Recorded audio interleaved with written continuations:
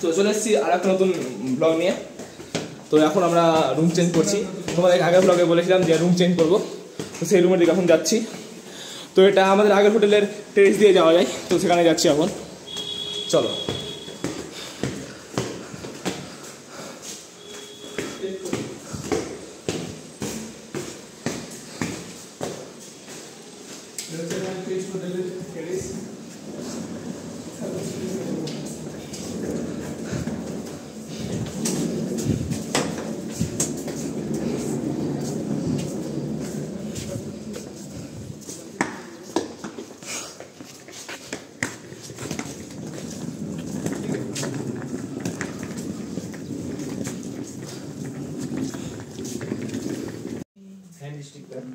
তো এখন আমরা নতুন হোটেলে চলে এসেছি। হোটেলের নাম হচ্ছে হোটেল ম্যাল পয়েন্ট, বাস কি একটা আছে। এটা 3rd ফ্লোরের রুমটা পেয়েছি।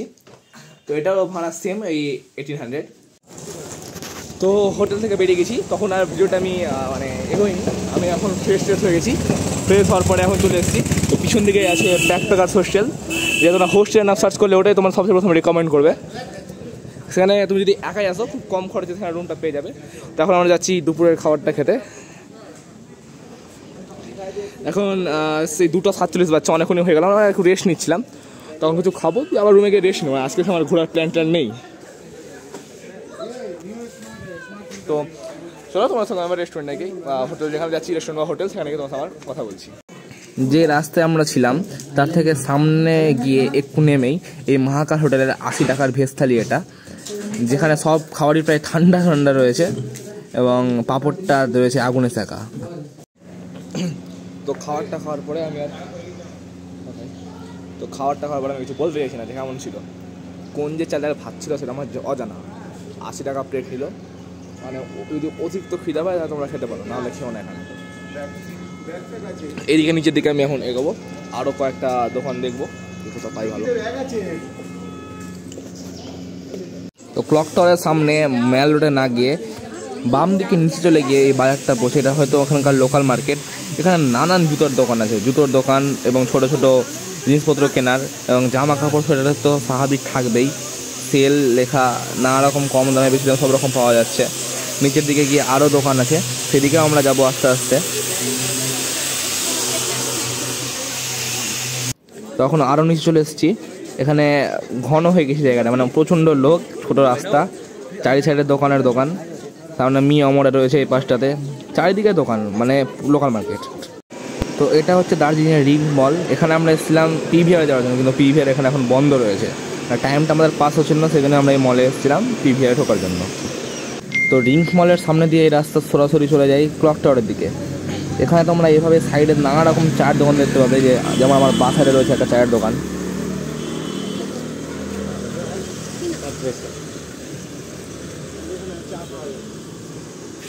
ঢুকবা ঠান্ডার মধ্যে ক্যাভেন টার্সের বিখ্যাত আইসক্রিম খেয়ে আমরা চলে আসি এবার রুমে। তো একটা তো সব কমপ্লিট। তো আজকে 16 তারিখ সকালবেলা, এখন 6:45 মতন হচ্ছে।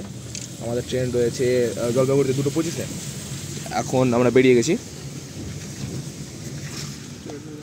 ওয়েদার পুরো মানে কি বলবো, পুরোটাই বৃষ্টি বৃষ্টি হয়ে রয়েছে, দেখতে পাচ্ছ তোমরা। কিন্তু একটু তাড়াতাড়ি বেরিয়েছি। এই মিরিক রুট দিয়ে শিলিগুড়ি যেতে সময় লাগে প্রায় 4 ঘন্টা মতো। দূরত্ব 96 কিলোমিটার। রাস্তার মধ্যে পশুপতি মার্কেট, লিফ্ট জগৎ, আরও কয়েকটা ঘোরার জায়গা পড়ে।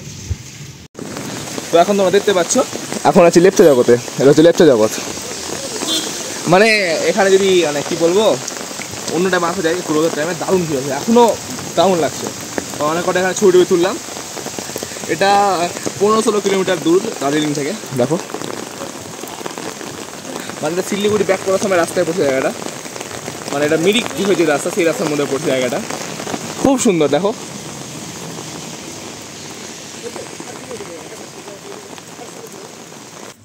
তো তোমরা দেখতে পাচ্ছ পিছনে হচ্ছে যে জায়গা দেখতে পাচ্ছ, ওখানে হচ্ছে পশুপতি বর্ডার, যেখানে নেপাল যাওয়া যায়। তোমরা চাইলে সেখান থেকে নেপাল যেতে পারো।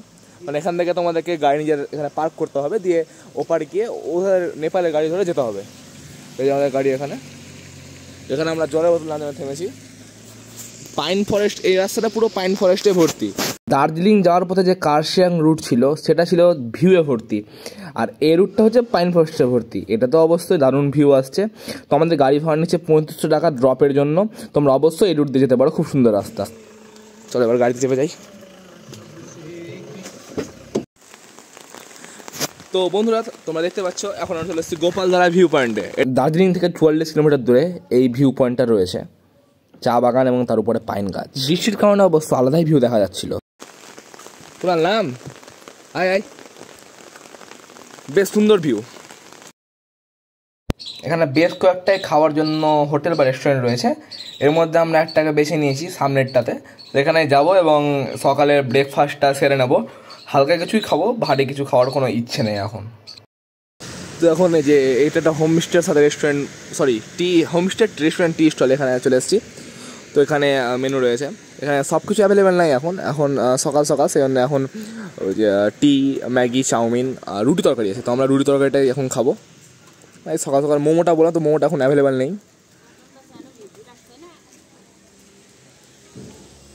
এত সুন্দর ভিউ, প্লাস মোমো খুব সুন্দর লাগছে, আবার মোমো নেই। তোমাদের রুটি আর আলু মটর সবজি চলে এসছে, সাথে একটু চাটনি দিয়েছে। এই ওয়েদারের সাথে এই কম্বিনেশান। তো খাওয়া হয়ে গিয়ে আমি আবার আসছি। তো আমাদের খাওয়া হয়ে গেছে কমপ্লিট। এবার আমরা রওনা দেবো সামনের দিকে, মানে মিরিকের দিকে। তারপর সেখান থেকে কোথায় তোমাদেরকে জানাবো আমি, ঠিক। তো এখন চলে এসেছি মিরিক লেকে। হ্যাঁ, মিরিক, যেটা প্রায় 33 কিলোমিটার মনে হয় এখান থেকে। সরি 52 কিলোমিটার এখান থেকে শিলিগুড়ি। আর তো হাই হ্যালো হোয়াটসঅ্যাপ, এমনি বলছি। আরে কী বলছে ভাতিজা? এই ভাতিজার চক্করে আমাকে ওইখান থেকে এত রাস্তা হলো শুধুমাত্র আই লাভ মিরিকের ছবি তোলার জন্য। এবার থেকে বড় দুঃখ কেউ না, কিছু নাই। আর কুণাল তো আসলো না, আমাকে নিয়ে আসলো। রাস্তা দেখো, জাস্ট অসাম। ওই থেকে ওখান থেকে আসলাম, ওখান থেকে এতটা ঘুরে আবার আসলে যাবো কতটা কি জানি কতটা।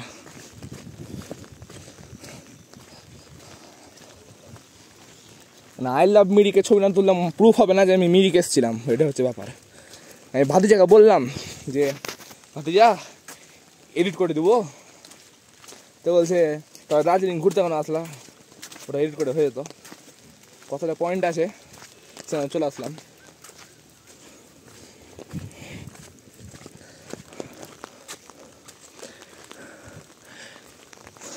চলো তোমাদেরকে একটা কোয়েশ্চেন, এটা কি গাছ কমেন্টে বলো।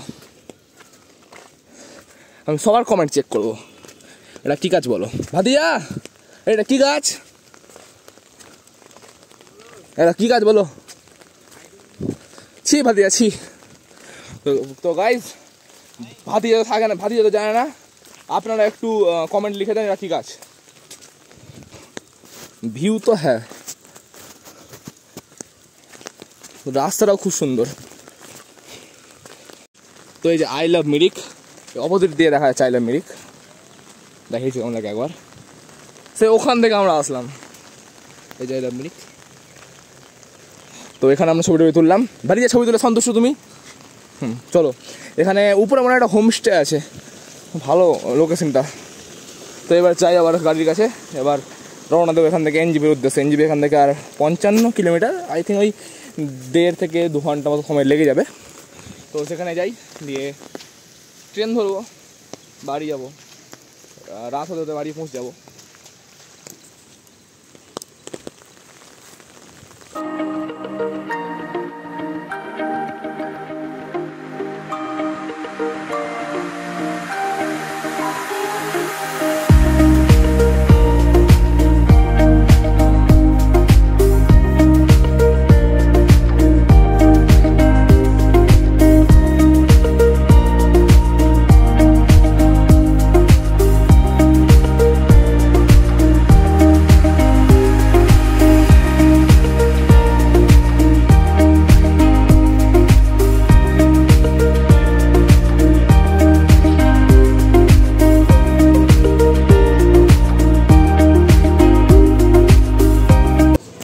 ফাইনালি আফটার ওয়েটিং পৌঁছে গেছি শিলিগুড়ি।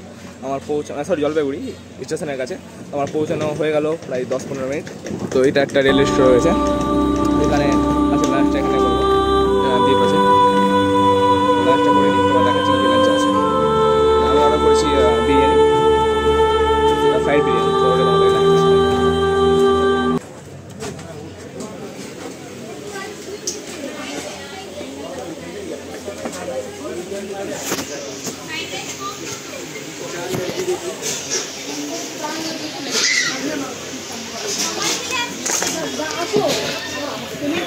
বিরিয়ানির টেস্ট বাজে হয়, আমার আর ব্লগ করা হয়নি।